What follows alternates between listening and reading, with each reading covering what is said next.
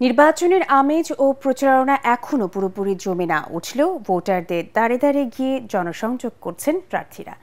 দলীয় সভা, উঠান বৈঠক, মিলাদ ও দোয়া মাহফিল, সামাজিক কাজের মাধ্যমে ব্যস্ত সময়ে পার করছেন ঢাকা ১৫ আসনে জামায়াতের প্রার্থী দলের আমির ডাক্তার শফিকুর রহমান এবং বিএনপি প্রার্থী শফিকুল ইসলাম মিল্টন।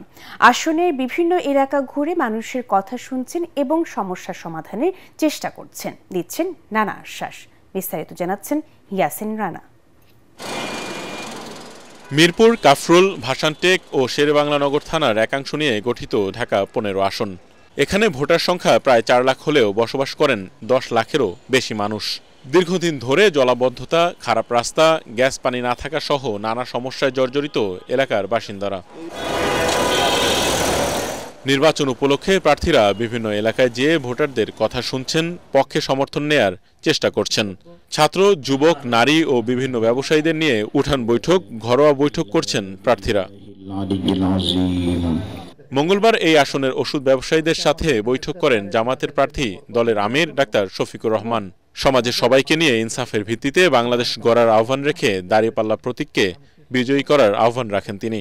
আল্লাহ পাকের ইচ্ছায় এবং আপনাদের ভালোবাসায়, এদেশের জনগণের ভালোবাসায় এ দায়িত্ব যদি আমাদের উপরে আসে রাষ্ট্র পরিচালনা, আমরা গুরুত্বপূর্ণ কাজগুলাতে হাত দেওয়ার আগে অবশ্যই সংশ্লিষ্ট অংশীজনদের সাথে আগে বসবো, তাদের মুখ থেকে বাস্তবধর্মী কথাগুলা শুনবো, সেগুলাকে আমলে নিব, তারপরে অগ্রাধিকার ভিত্তিতে ইনশাআল্লাহ কোনটার পর কোনটা হবে সেটা আপনাদেরকে জানিয়েই করা হবে ইনশাআল্লাহ। এদিকে প্রতিদিনই একাধিক এলাকায় প্রচারণা ও উঠান বৈঠক করছেন বিএনপির প্রার্থী শফিকুল ইসলাম মিল্টন। ভোটারদের কাছে যাওয়ার পাশাপাশি দলকে শক্তিশালী করে নির্বাচনের মাঠ গোছাচ্ছেন তিনি।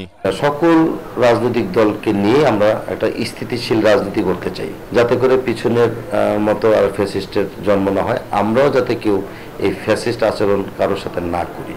এজন্য সকলের সমন্বয়ে একটা ভালো সমাজ গঠনে সকল রাজনৈতিক দল, সকল সামাজিক সংস্থাকে একসাথে করে আমি কাজ করতে চাই।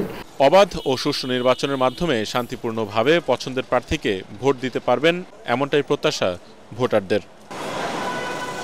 ইয়াসিন রানা, এটিএন বাংলা, ঢাকা।